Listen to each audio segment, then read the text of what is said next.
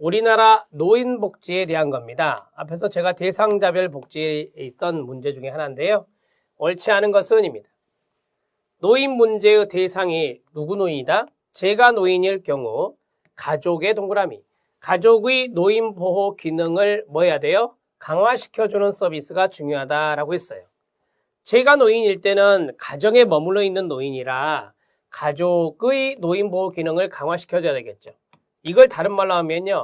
가족의 부양 부담을 완화시켜주자라는 것과 같은 말이에요. 이렇게 생각하시면 되겠습니다. 맞습니다. 노인 문제 해결에 있어서 끊어요. 노인 개인의 책임이라든지 사회보장의 한계성을 인식하는 것이 필요할까요? 네, 그렇습니다. 노인 개인 책임에는 한계가 있다. 그 다음에 사회보장에는 뭐가 있다? 한계가 있다. 그러한 것들을 인식하면서 노인 문제 정책, 노인 문제 해결을 위한 정책을 만들어 나가야 된다라고 하는 것입니다. 맞습니다. 노인 문제는 다른 어떤 연령층의 문제보다 단기적인 대비가 예방적 차원에서 요구된다라고 했어요. 여러분, 얼핏 보면 맞을 것 같지만 그렇지 않아요. 노인 인구는 계속해서 증가 추세거든요. 따라서 단기적인 대비가 아니라 다른 연령층의 문제보다 장기적 예방 대책이 필요한 거예요. 장기적 예방 대책이 필요한 것이다. 이렇게 보셔야 돼요. 통계청에서 2015년만 이야기하나요? 16년만 말하나요? 30년, 50년 이렇게 내다보고 있잖아요. 그러니까 장기적이고 예방적인 대책이 필요하다라고 봐야 되는 겁니다. 네, 노인복지 정책에서 가족 책임주의 강조 밑줄 쫙 그어요. 노인은 가족이 책임져야 된다가 가족 책임주의입니다. 가족 책임주의 강조가 연금보험과 같은 사회보장제도의 발전을 뭐 했다? 지연, 딜레이 시켰다라고 하는 거예요. 가족이 책임져라 하니 노인에 대한 연금보험, 사회보장 정책이잖아요. 사회보장 정책이 계속해서 지연되었다라고 하는 거예요. 예, 맞습니다. 답은 3번입니다. 이것도 단어 하나 차이잖아요. 단을 뭘로요? 장으로 고치는 거죠. 이렇게 문장이나 단어 하나를 뒤바꿔서 출제하는 경우가 많이 있습니다. 여러분들이 실수를 줄이는 방법은 바로 이거예요. 꼼꼼히 살피는 거거든요. 그것을 이번 기출문제풀이에서 그거를 터득해 내셔야 됩니다.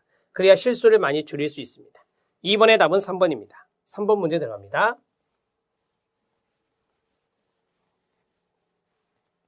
3번 문제는 선별적 프로그램이 나왔습니다. 공공부조 머릿속에 넣어야 되겠네요. 단점으로 옳지 않은 것은 입니다. 자, 공공부조를 넣을게요. 국민기초생활보장제도와 같은 공공부조입니다. 단점이에요. 첫 번째, 수급자와 비수급자 간에 뭐가 야기돼요? 갈등이 야기될 수 있습니다. 이것은요, 정책이 비효율적일 때, 공공부조 정책이 비효율적일 때, 비효율적인 경우 수급자와 비수급자 간에 갈등이 초래되어서요, 급기야 비수급자, 기초수급자가 아닌 분들이 조세 저항을 일으킬 수 있다는 게 단점입니다. 자격 있는 빈자의 신청 기피가 있습니다. 왜 그럴까요? 스티그마 때문입니다. 낙인입니다. 낙인 때문에 그렇습니다. 수치심 때문에 그렇습니다. 낙인이나 수치심이 유발되어 공공부조 선별적 프로그램은 그래서 신청을 기피하는 경향이 있습니다. 낮은 목표 효율성이에요? 아니죠. 여러분, 선별이라고 하는 건 뭡니까? 그렇죠. 대상자를, 자, 이게 타겟이에요. 대상자를 선별해요. 선별해서 제한된 공공부조 예산을 집중적으로 투입하는 것을 우리가 뭐라 했죠? 목표효율성이라 했어요. 따라서 공공부조와 같은 선별주의는요, 무슨 효율성이 높아요? 목표효율성이 높아요.